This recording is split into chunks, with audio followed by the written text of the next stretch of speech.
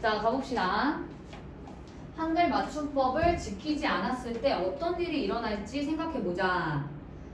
할게요. 요거 우리 의문의 변동에서 했었어. 의문의 변동에서 관형사형 어미 리을 뒤에 나오는 그드부스즈는 끄트부스즈로 발음한다와 어미도 이에 준한다 해가지고 이 할게요가 된소리 되기가 일어나는 거였어.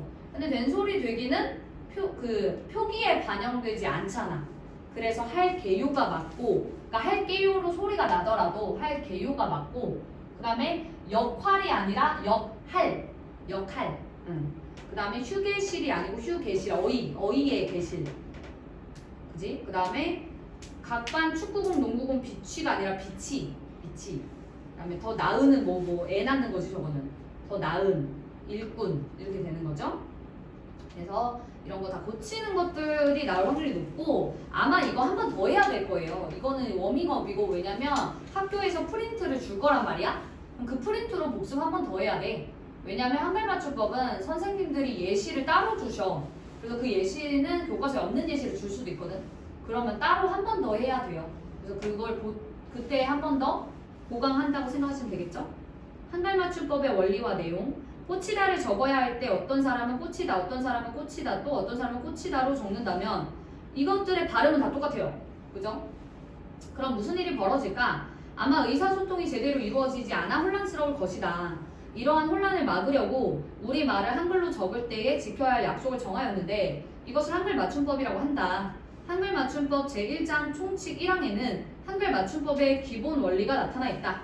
한글 맞춤법은 표준어를 소리대로 적되 어법에 맞도록 함을 원칙으로 한다 라고 되어 있죠. 자, 여기서 이제 필기를 좀 할 게 있습니다.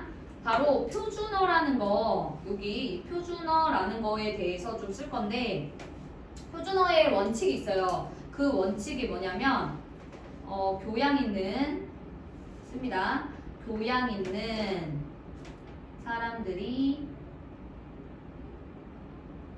두루 쓰는 현대 서울말이라는 기본 원칙이 있는데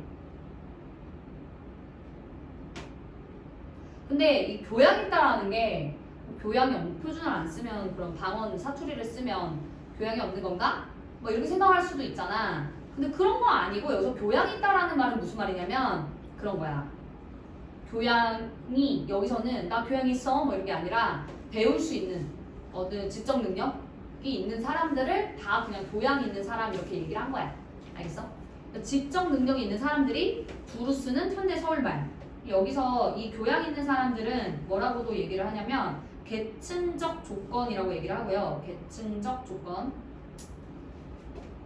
그 다음에 여기 현대라는 말은 시대적 조건. 그 다음에 서울이라는 것은 지역적 조건이라고 하거든. 조건들도 알아두면 좋을 것 같아. 지역적 조건. 자, 그런데 이 서울말만 표준어가 되진 않아. 대다수 서울말들을 많이 선택을 하긴 하는데 다른 지역 방언을 표준어로 채택하는 경우도 있기 때문에 무조건 서울말 100%가 표준어는 아니야. 대부분 서울말인 거고 그 중에서는 지역의 방언을 표준어로 채택하는 경우도 많고 그리고 표준어가 여러 개가 될 때도 있어. 예를 들어 우리 짜장면이 원래 표준어가 짜장면이 아니라 자장면이었어요. 근데 지금 짜장면도 인정을 했단 말이죠. 표준어로. 표준어는 여러 개가 표준어로 인정받기도 해. 자, 여기서 그러면 우리 한글 맞춤법의 제총칙 1항을 보면 소리대로 적대라고 되어 있죠. 이렇게 소리대로 적대. 소리대로 적는다라는 것은 뭐를 의미하는 거냐면 표음주의. 표음주의를 말하는 거고 이거는 소리랑 표기가 일치할 때는 소리대로 적으면 돼요. 예를 들어서 예시에서 구름, 하늘, 바다 이런 애들 봐봐라. 이런 애들은 소리와 표기가 일치하죠. 그러면 이런 애들은 그냥 그대로 적으면 되는 거야. 구름, 하늘, 바다, 표음주의, 소리와 표기가 일치하니까. 소리대로 적되 어법에 맞도록 함을 원칙으로 한다. 여기서 어법에 맞도록 한다라는 건 뭐를 의미하냐면 표의주의. 그거는 소리와 표기가 일치하지 않을 때 표의주의 어법에 맞도록 한다. 그리고 여기서 어법에 맞도록 한다라는 말은 다른 말로 형태소의 원형을 밝힌다 랑 같은 말이에요. 형태소의 원형을 밝혀 이거랑 같은 말이에요. 자, 그래서 여기서 예를 들어 아까 꽃이다 라고 했었죠. 꼬치 이런 거 보면은 소리는 꼬치로 나와. 그러니까 소리와 표기가 일치하지 않잖아 지금. 그럴 경우는 형태소의 원형을 밝힌다는 거야. 이렇게 소리 나는 대로 적어버리면 원형이 잘 안 보이잖아. 그래서 형태소의 원형을 밝히겠다 이거야. 국물도 마찬가지야. 국물도 지금 보시면 우리 비음화 돼서 소리는 국물로 나죠. 근데 소리 나는 대로 표기를 해버리면 국과 물이 합쳐진 합성어가 잘 안 보이잖아. 이 국이라는 애가 잘 안 보이죠. 그러므로 소리와 표기가 일치하지 않을 때는 이걸 표기대로 간다라는 게 결국에는 형태소의 원형을 밝히겠다는 뜻이야. 그래서 국과 물 이렇게 형태소의 원형 자체를 밝히겠다고. 알겠어? 그래서 소리와 표기가 일치하지 않을 때는 표의주의로 뜻이 의가 뜻 의자잖아. 뜻을 밝힌다 이거지. 그래서 원형을 밝힌다 이런 뜻입니다. 그래서 두 가지가 같이 붙어 있는 게 한글 맞춤법의 가장 기본적인 총칙 1항인 거예요. 자, 그러면은 다시 한번 얘기를 해보면 위 규정은 한글 맞춤법의 표기 대상이 표준어임을 분명히 밝히고 있다. 즉 한글 맞춤법은 표준어를 어떻게 적을지를 규정한 것이다. 또 소리대로 적는다는 것은 표준어를 발음 형태대로 적는다는 것이다. 하늘, 오리, 날다 이런 애들 어때요? 소리와 표기가 일치하죠. 이럴 때는 그냥 소리대로 표음주의로 적으면 돼요. 자, 그런데 표준어를 소리대로 적는다는 원칙만을 적용하기 어려운 때도 있다. 예를 들어 이거 발음 기억나죠? 의문의 변동 다 끌고 가야 돼. 읽다, 읽어, 그 다음에 읽고, 읽는 이렇게 발음을 하죠. 얘네들을 소리 나는 대로 이렇게 적어버리면 그 뜻을 얼른 파악하기 어렵죠. 그래서 어법에 맞도록이라는 또 하나의 원칙을 붙인 것이다. 어법에 맞도록 한다는 것은 뜻을 파악하기 쉽게, 여기 밑줄 쫙 그어봅시다. 뜻을 파악하기 쉽게 형태소의 본 모양을 밝히어 적는다라는 의미가 됩니다.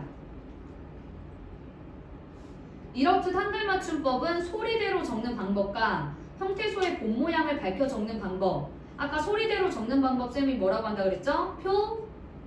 표음주의, 표음주의. 그 다음에 형태소의 본 모양을 밝혀 적는 거 뭐라고? 표의주의. 이렇게 나눌 수 있다는 거지.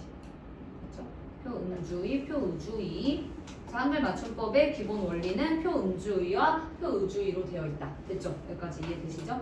이거 문법은 알지 얘들아? 한번 배웠을 때 좀 빨리 복습을 해주는 게 좋아요. 이게 나중에 보면 또 모를 수가 있어. 그러니까 이 원형을 그대로 유지한다는 거지. 꽃 하면 꽃이 원형이잖아. 그거를 밝혀. 국, 물 이런 것도. 그러니까 원형을 밝힌다는 소리는 얘 단어의 원래 모습을 그대로 쓴다는 거야. 만약에 소리 나는 대로 이렇게 적거나 이렇게 적으면 이 원래의 원형이 사라지잖아. 그 얘기를 하는 거야. 알겠어? 자, 그 다음에 넘겨서 한글 맞춤법을 제정한 까닭은 이게 있어야 돼요. 우리가 고전 시가나 고전 어휘 잘 모르고 해서 어려워하는 이유가 뭐냐면 표기가 일치하지 않기 때문이야. 고전 어휘는 그때 누군가가 맞춤법이나 이런 걸 정리를 해줬으면 모르겠는데 정리를 안 해줬기 때문에 비슷한 발음이 나는 것들이 표기가 다 달라. 그러니까 우리가 고전 시가 현대 어휘 할 때 힘들거든. 법칙이라는 게 없으면 우리는 힘들어져 의사소통이. 그래서 서로 다른 표기로 인한 의사소통의 혼란을 막으려고 한글 맞춤법을 제정했다라고 보시면 되겠고, 어법에 맞도록에 대한 이해, 소리대로만 적을 경우 뜻을 쉽게 파악하기 어렵다. 그래서 각 형태소가 지닌 뜻이 분명하게 드러나도록 형태소의 본 모양을 밝혀 적을 필요가 있다. 표음주의는 아까 얘기했죠. 소리대로 적는 방법이고 쓰기는 편해. 소리대로 쓰면 되니까. 근데 뜻 해독이 어려워. 이거 좀 중요합니다. 소리 나는 대로 쓰는 거라서 쓸 때는 되게 편하거든? 근데 원래 형태를 알아차리기 어려워. 그 다음에 표의주의는 뜻 파악하기는 쉬워. 하지만 발음과 동떨어진 표기가 많지. 예를 들어서 흑만 이랬어. 이거 외국인들이 이거 이렇게 쓰기 힘들 거예요. 왜냐면 이게 발음이 어떻게 돼? 흑만. 우리 자음분 단순화에다가 비음화까지 가야 되잖아. 그러니까 쓸 때는 이렇게 쓰고 발음은 이렇게 하는 거야. 그러니까 뜻 파악은 쉽지. 흑과 만이 만난 거니까. 뜻 파악은 되게 쉽지만 발음과 표기가 너무 멀어진 느낌? 그죠? 그런 거에 혼란은 있을 수 있다는 거야. 뜻을 얼른 파악하기는 좋지만 발음과 너무 동떨어진 표기가 생길 수 있다는 거지. 그죠?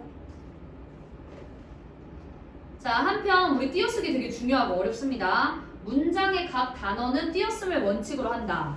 위 규정은 독립적으로 쓰이는 말의 단위인 단어, 여기 단어 들어가요. 단어의 특성을 고려하여 단어를 단위로 글을 띄어쓰도록 한 것이다. 예컨대 나물 좀 줘 이러면은 워터인지 나무를 얘기하는 건지 아기다리 고기다리던 주말 막 이런 식으로 하면은 뜻을 정확하게 파악하기 어렵죠. 이 문장들은 단어를 단위로 하여 워터라면 나 물 좀 줘 이렇게 하고 나무를 얘기하는 거라면 나물 좀 줘 이렇게 띄어쓰면은 그 뜻이 얼른 파악이 되죠. 그래서 띄어쓰기도 굉장히 중요하다 이거야. 이처럼 우리말은 단어를 띄어쓰기 단위로 삼고 있다. 아마 이래서 품사를 하는 게 아닐까 싶어요. 단어가 품사거든. 명사, 대명사, 수사, 동사, 형용사, 관형사, 부사, 감탄사, 조사 이렇게 9개의 품사예요. 그리고 여기서 단어라는 걸 명확히 알려면 사실 품사 공부를 하는 게 좋거든. 그래서 아마 품사를 한다고 하지 않았을까라고 생각이 듭니다. 자, 어쨌든 우리말에 조사도 단어예요. 근데 조사는 이게 중요해. 단어이기는 하지만 형식 형태 소이면서 의존 형태 소이므로 앞말에 붙여 쓰도록 하고 있다. 그러니까 조사는 단어기는 하지만 앞말에 붙여 씁니다. 알겠죠? 단어기는 하지만 형식 형태 소이면서 의존 형태 소여서 앞말에 붙여 씁니다. 예를 들어 나는 너를 좋아해에서 나가 명사예요? 대명사? 이게 품사를 나눌 줄 알아야 돼. 그래서 품사를 하는 것 같아요. 그 다음에 는, 를 얘네들 조사 너도 대명사 이것도 대명사 그 다음에 좋아해가 좋아해 요게 이제 동사 그러면은 이렇게 되는 거지. 나 대명사, 는 조사, 너 대명사를 조사, 좋아해 동사 이렇게 된다면 여기서 단어를 단어로 나누고 있다는 게 느껴지는 거지. 단어를 단어로 나눈다. 그죠?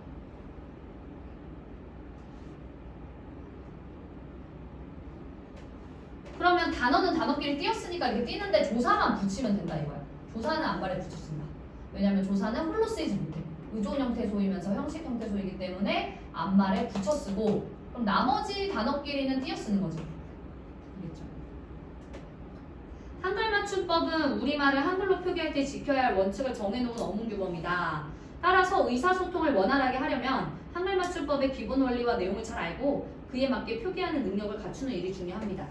그래서 아까 얘기했듯이 의존 형태소는 홀로 쓰일 수 없어 항상 다른 형태소와 함께 쓰이는 형태소로 어간, 조사, 어미, 접사 이런 게 있어요. 띄어쓰기는 단어를 띄어쓰기의 단위로 삼는데 조사는 붙여 쓴다. 여기 밑에 거 한 번만 더 보면 조사는 단어에 속하지만 여기 밑줄 자립성이 없어요.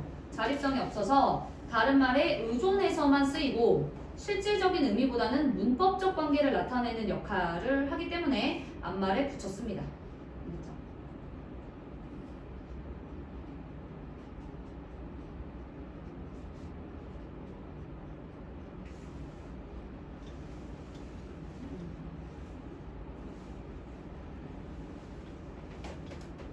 자, 그 다음에 넘어가서 요거는 이제 이 내용은 이게 다예요. 자, 이 갈래는 설명문이었고요. 한글 맞춤법의 기본 원리와 내용으로 되어 있고 한글 맞춤법의 기본 원리와 내용을 예시를 들어 설명하고 있다. 한글 맞춤법의 전체 내용을 살펴보는 대신 핵심 원리에 해당하는 1항과 2항에 초점을 맞춰서 설명하고 있죠. 한글 맞춤법의 개념과 제정 이유 우리말을 한글로 표기할 때 지켜야 할 원칙을 정해놓은 어문규범이고 서로 다른 표기로 인한 의사소통의 혼란을 막기 위한 것이다. 총칙 한글 맞춤법의 기본 원칙, 띄어쓰기 원칙, 외래어 표기법 규정. 이게 총칙에 들어가요. 한글 맞춤법의 기본 원칙이랑 띄어쓰기 원칙이랑 외래어 표기법 규정이. 그 다음에 이제 자음 모음 관련된 거랑 단어 소리에 관한 거, 형태에 관한 거에서 표기법이랑 그 다음에 그 밖의 것들 뭐 이런 것들.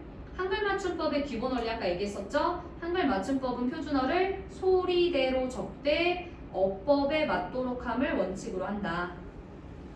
그래서 표준어는 한글 맞춤법에서 어떻게 적을지 규정을 하는 것 자체가 이제 기본 원리가 되는 거죠. 소리대로 적는다는 것은 발음의 형태대로 적는다는 거고 그것을 우리가 표음주의라고 한다고 했어요. 표음주의. 그 다음에 어법에 맞도록 한다는 것은 뜻을 파악하기 쉽도록 형태소의 본 모양, 원형을 밝혀 적는다는 뜻이고 표의주의라고도 하고 형태주의라고도 합니다. 형태를 있는 그대로 밝히려는 거야. 그래서 발음과 표기가 일치하지 않죠. 자, 띄어쓰기 기본 원리 문장의 각 단어는 띄어쓰기를 원칙으로 한다. 그래서 단어를 단위로 하여 띄어쓰고요. 예외로 조사는 그 앞말에 붙였습니다. 그래서 조사는 자립성이 없고요. 주로 단어 사이의 문법적 관계를 표시하는 역할을 하기 때문에 앞말에 붙였습니다. 조사는 자립성이 없고 주로 단어 사이의 문법적 관계를 표시하는 역할을 하기 때문에 앞말에 붙였습니다. 넘어가고 자, 한글 맞춤법 일부 조항 요거 꼭 알아야 되는 조항인데 뒤에 어차피 나와서요. 그때 다시 한번 설명을 하면 용언의 어간, 용언이 뭐지? 용언. 우리 용언 했었잖아. 뭐를 용언이라고 했죠? 그렇지. 동사 형용사를 용언이라고 했죠. 동사 형용사의 어간에 어간이 뭐라 그랬지? 동사 형용사의 변하지 않는 앞부분. 그죠? 변하지 않는 앞부분. 먹다 하면 먹이 어간이죠? 동사 형용사에 변하지 않는 앞부분에 전미사가 붙는 경우 이나 음 같은 명사를 만드는 전미사야 이게. 명사 파생 전미사라고 하는데 용언의 어간에 이나 음이나 미음이 붙어서 명사로 되는 경우. 그래서 길다의 길이, 깊다의 깊이, 걷다의 걸음, 묻다의 묻음 이런 식으로. 이런 애들 보시면 아시겠지만 원형을 밝히죠. 소리대로 안 적죠. 그 다음에 어간에 이나 희가 붙어서 부사로 되는 경우. 같이, 많이, 익히, 밝히 이런 식으로. 그럴 경우는 어간에 원형을 적어요. 원형을 밝히죠. 밝혀 적음. 얘들아, 원형을 밝혀 적는다는 게 무슨 말이라 그랬어? 어법에 맞도록 적는다랑 같은 말이라 그랬죠. 어간의 원형을 밝혀 적는다는 것은 어법에 맞도록 적는다는 거랑 같은 말이야. 알겠지?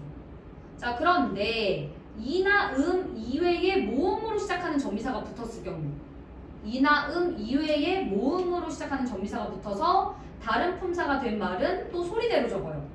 그러니까 귀머거리는 보시면 귀 먹다라는 용언의 어간에 어리가 붙은 거고 너무는 넘다라는 어간에 우가 붙은 거예요. 지금 보면은 이나 같은 경우는 여러 단어에 붙을 수 있거든. 이나 은 굉장히 여러 단어에 붙을 수 있잖아. 먹음, 귀여움, 예쁨 이런 식으로. 근데 어리랑 우는 여러 단어에 붙을 수 있는 전미사가 아니야. 그래서 이런 전미사는 되게 흔한 전미사. 여러 가지 단어에 다 붙을 수 있어. 근데 이 어리나 우 같은 거는 전미사가 흔한 전미사가 아니야. 그러니까 그런 애들까지 원형을 밝힐 필요는 없다는 거야. 그래서 이나 이외의 모음으로 시작하는 전미사가 붙어서 다른 품사가 된 말은 소리대로 적는다. 이렇게 소리대로 적어요. 자, 그 다음에 명사와 전미사가 이제 결합되는 경우 20항. 명사에 이가 결합되는 경우는 어간에 원형을 밝혀 적습니다. 봇봇이, 낱낱이 이런 식으로 또 명사의 이 이외의 모음으로 시작하는 정비사는 또 소리대로 적어요. 그러니까 이것도 비슷한 거죠. 이는 이. 얘들아 이거 어간이라고 하면 안 되겠다. 옆에 어간이라고 하지 마시고 명사의 원형이라고 합시다. 명사의 원형을 밝혀 적는다.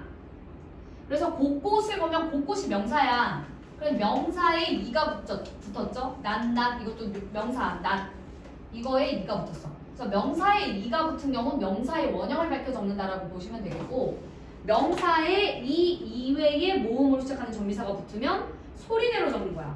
이것도 역시나 모가치가 어떻게 된 거냐면 목에 아치가 붙은 거고 꼬락서니는 꼴에 악서니가 붙은 거거든.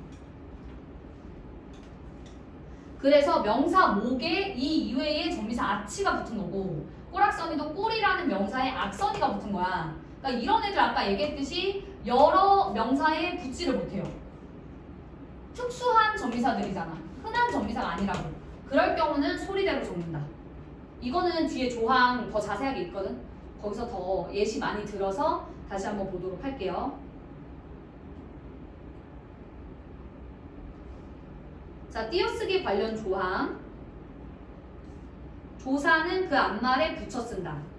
42항. 의존명사는 띄어 쓴다. 그 다음에 단위를 나타내는 명사는 띄어 쓴다. 단위 명사. 이것도 띄어쓰기 관련해서 뒤에서 더 할 거예요. 한글 맞춤법에 맞게 표기해야 하는 까닭이 무엇인지 말해보자. 한글 맞춤법에 맞는 표기를 하지 않으면 의사소통이 제대로 이루어지지 않아서 혼란이 일어날 수 있다. 다음 대화를 살펴보며 한글 맞춤법의 기본 원리를 생각해보자. 그리고 빈칸에 알맞은 내용을 써보자. 한글 맞춤법에 맞게 쓰는 건 어려워. 아니야. 기본 원리만 이해하면 한글 쉬워. 그래. 우선 하늘 달리다처럼 단어를 소리대로 적는다고 생각해. 빛은 좀 다른 것 같은데. 맞아. 빛이 이렇게 소리대로 적으면 그 뜻을 원래 알기 어렵지. 이럴 때는 어법에 맞도록 적어야 해. 아, 여기다 씁니다. 표준어를 소리와 표기가 일치할 때는 소리대로 적되 어법에 맞도록 한다가 한글 맞춤법의 기본 원리구나. 아까도 얘기했듯이 소리와 표기가 일치할 때는 소리대로 적으면 되고 소리와 표기가 일치하지 않을 때는 어법에 맞도록 적으면 된다.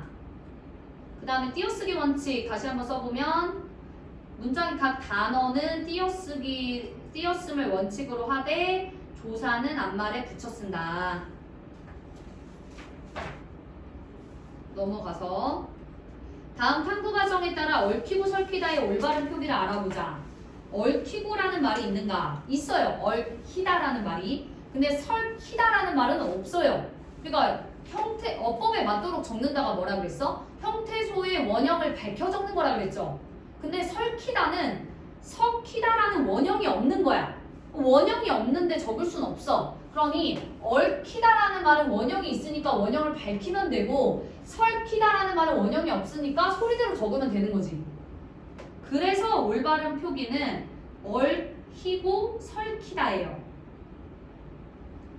알겠죠? 그러니까 밝혀야 할 형태소의 원형이 없는데 원형을 적을 수는 없는 거잖아.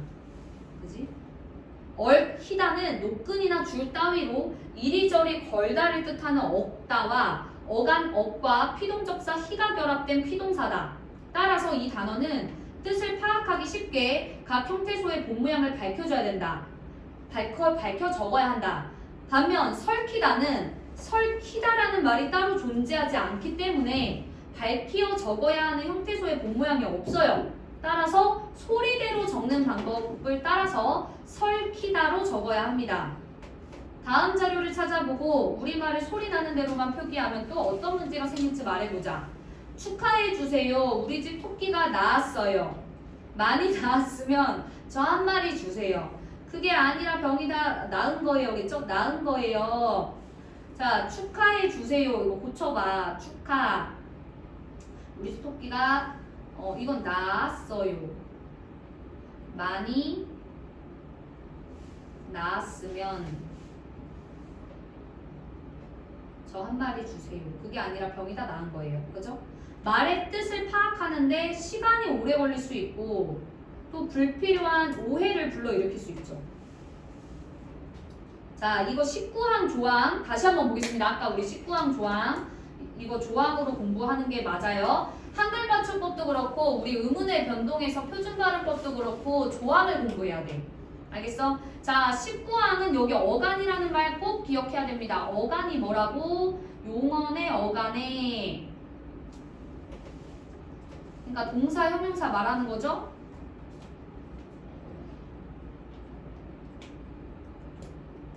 이나 미음이 붙어서 명사로 된 것과 자, 용언, 동사, 형용사의 어간에 이나 음이 붙어서 명사로 되거나 혹은 이나 희가 붙어서 부사로 된 것은 원형을 밝혀 적는다. 그죠? 얘들아, 원형을 밝혀 적는다가 다른 말로 뭐라고? 뭐라고?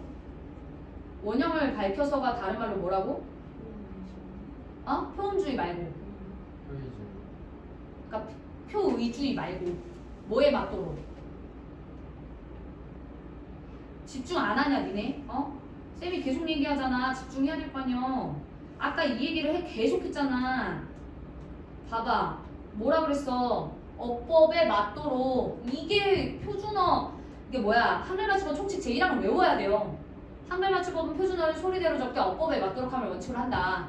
이때 어법에 맞도록과 형태소의 원형을 밝히는 것, 표의주의 같은 말이라고. 그거를 계속 알아야 될 거 아니야. 여기서 어간의 원형을 밝힌다는 게 뭐다? 어법에 맞도록 한다. 그 다음에 뭐라고? 표의주의까지 같이 세 개를 한꺼번에 알아야 되는데 이 말을 치환해서 계속 쓸 거니까 이 말을 대신 이 말을 쓸 수 있잖아. 그러니까 알아야지. 알겠죠? 자, 이가 붙어서 명사로 된 거 얘네들 봐봐. 얘네들 예시는 외워야 돼요. 어쩔 수 없어. 여기 있는 예시들은 다 외워야 돼. 길다에 이 붙었죠.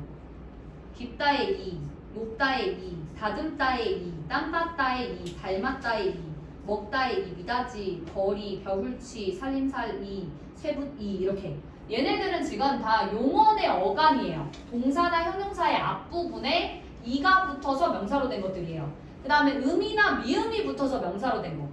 얘네들은 다 형태소의 원형을 밝혀야 돼요. 특히 알다의 미음, 만들다의 미음 이런 것도 기억을 해주셔야 되겠고 그 다음에 이가 붙어서 부사로 된 것들 또 희가 뒷장은 희가 붙어서 부사로 된 것들이죠. 희가 붙어서 부사로 된 것들. 오케이? 여기까지. 근데 다만, 자, 다만이 예외야. 다만이 예외 조항. 어간에 이나 음이 붙어서 명사로 됐다 하더라도, 그러니까 이나 음이 붙어서 명사가 됐다 하더라도 그 어간의 원래 뜻과 멀어진 것은 원형을 밝혀 적지 아니한다. 원형을 밝혀 적지 아니한다. 다른 말로 뭐다? 소리대로 적는다. 표음주의.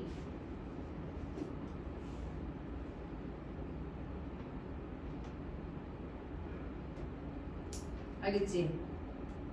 어간에 이나 음이 붙어서 명사로 바뀐 것이라 하더라도 그 어간의 뜻과 멀어진 것은 원형을 밝혀 적지 않고 소리대로 적는다. 그래서 국돌이는 국돌에 이가 붙은 거고 코끼리도 원래 코 길다의 이예요. 다리는 이거 머리 묶음을 의미하거든. 이게 다리가 옛날에 머리 묶는 거를 나타내. 근데 이게 원래 달다의 이고 걸음도 걸다의 걸어내다의 의미고 걸어내는 거 있지. 그거의 의미고 목걸이는 목에 걸리는 병이란 말이야. 고름은 골타의 의미 붙은 거고. 이거 다 써놔야 돼요. 이거 원래 여기서 왔다라는 걸 알아야 돼. 문열이는 문 열다의 이가 붙은 거고 노름은 놀다의 의미 붙은 거야. 근데 도박은 솔직히 노는 건 아니잖아. 그래서 얘네들은 원래 이렇게 오는 애들이에요. 이나 음이 붙어서 명사가 된 거야. 근데 원래 뜻에 멀어졌다고. 코끼리도 코 길 플러스 이라고 어떻게 바로 생각해. 그래서 이런 것들은 원래 의미에서 멀어졌다고 봐. 자, 문열이가 뭐냐면 문 열고 나온다. 그래서 새끼들 중에 첫째를 문열이라 그래. 문 열고 나온다. 이렇게. 근데 이것도 그냥 이제는 문 열고 나온다라는 의미를 생각을 안 해. 그래서 문열이. 이것도 골은도 골타에서 온 거고 걸음도 걸어내다에서 온 건데 걸러내다 이거에서 온 건데 원형을 알기 어려워졌다고 보는 거야 얘네들은. 그래서 소리대로 줘. 이나 음이 왔음에도 불구하고. 오케이? 자, 이것보다 더 중요한 게 이제 밑에 붙임입니다. 붙임은 이나 이외의 모음으로 시작된 전미사가 붙었어. 이때는 당연히 어간의 원형을 밝히지 않아. 밝혀 적지 아니한다. 같은 말 소리대로 적는다라고 했죠.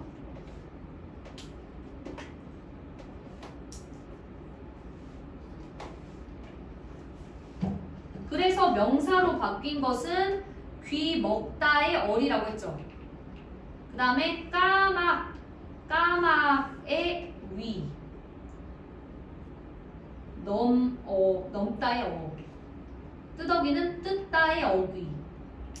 다 써놔야 하는 게 맞아. 막다의 마감. 그 다음에 막에도 막다의 애. 마중도 맞다의 무덤도 묻다의 엉. 비렁뱅이는 빌다의 엉뱅이. 쓰레기는 쓸다의 애기. 그 다음에 올가미는 옥다의 아미. 주검은 죽다의 엉. 이렇게. 그러니까 얘네들 봐봐. 얘네들 원래 귀먹다, 까맣다, 넘다, 뜯다, 막다, 맞다, 묻다, 빌다, 쓸다, 옳다, 올가매다, 죽다 이런 식으로 용언의 어간에 이나 이외의 전미사가 온 것들이에요. 그러니까 이런 전미사가 흔한 애들이 아니라는 거예요. 이런 게 모든 단어에 붙을 수 있는 그런 전미사가 아니잖아. 그러니까 이럴 때는 뭐다? 소리대로 적는다. 자, 부사로 바뀐 것도 똑같이 해줍니다. 거뭇거뭇은 검다의 웃이 온 거고 너무는 넘다의 우가 온 거고 도로는 돌다의 오가 온 거고 뜨덤뜨덤도 뜯다의 엄이 온 거고 밭두는 밭다의 우가 온 거고 불긋불긋도 불다의 으시 온 거야. 불다의 으. 그 다음에 비로소도 비롯하다의 오가 온 거고 오긋오긋도 오긋오긋. 그 다음에 자주도 잣다의 무. 참아도 참의 아. 알겠어?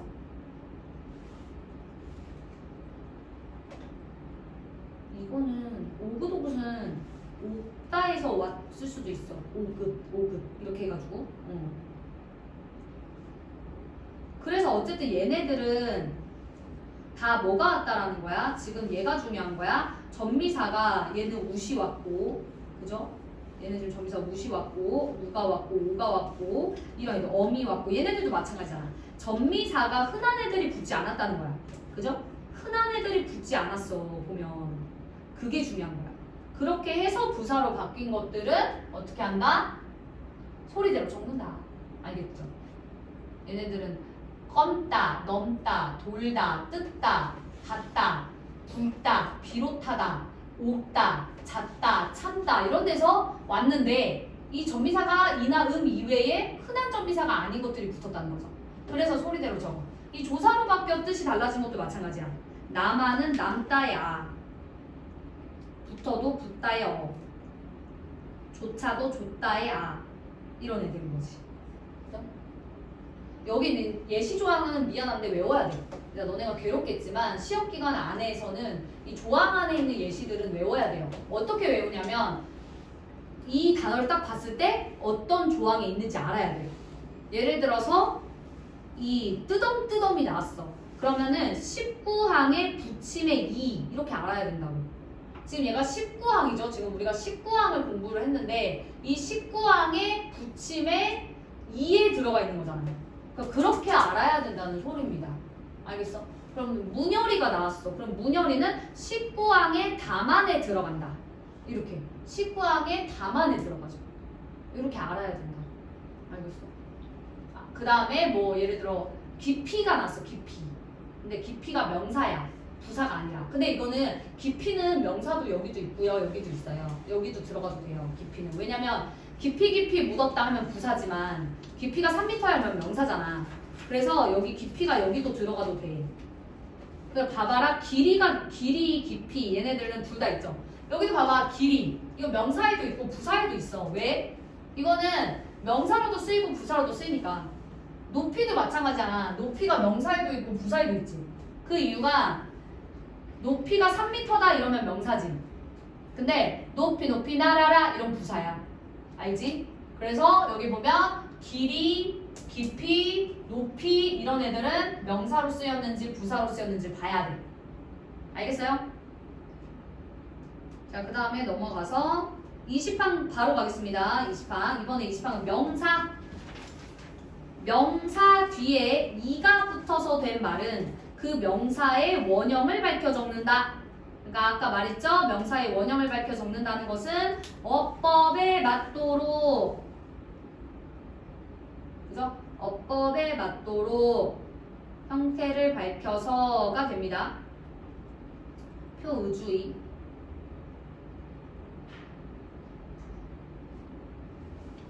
그래서 봐봐. 부사로 된 거, 명사에 이가 붙어서 부사로 된 것들, 명사로 된 것들. 곰배 파리, 이게 팔이 아니고 구분 장애 같은 거래요.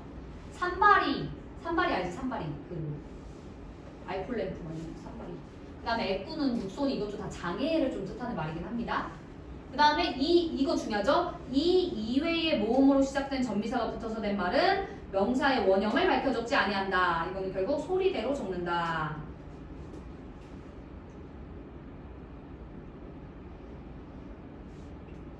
자, 그래서 아까 이거 얘기했었죠. 꼬리라는 명사에 악선이가 온 거고, 끄트머리는 끝이라는 명사에 음머리가 온 거고, 모가치는 목이라는 명사에 아치가 온 거고, 바가지는 박이라는 명사에 아지가 온 거고, 바깥은 밖이라는 명사에 아시 온 거고, 짝에는 짝이라는 명사에 애가 온 거고, 지푸라기는 지피라는 명사에 우라기가 온 거고, 지붕은 집에 웅이 온 거고, 이파리는 잎에 아리가 온 거고, 쌀아기는 쌀에 아기가 온 거고, 사타구니는 사태 아구니가 온 거고.